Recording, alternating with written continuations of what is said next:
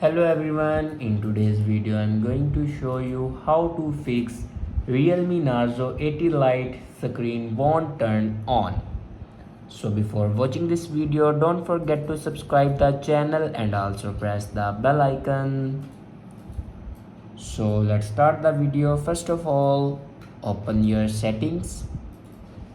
In settings, scroll down in last and click on system and updates. After clicking on system and update, then click on backup and reset, and then again click on reset phone.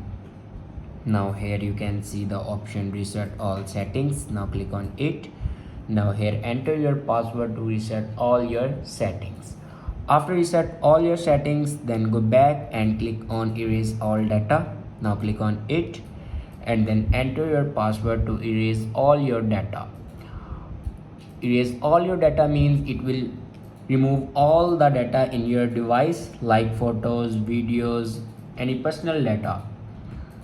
After erase all the data, then go back to your home screen and restart your device. For restart your device, press and hold power button and swipe up to restart your device.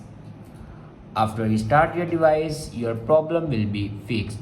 I hope this video is helpful for you. Thanks for watching.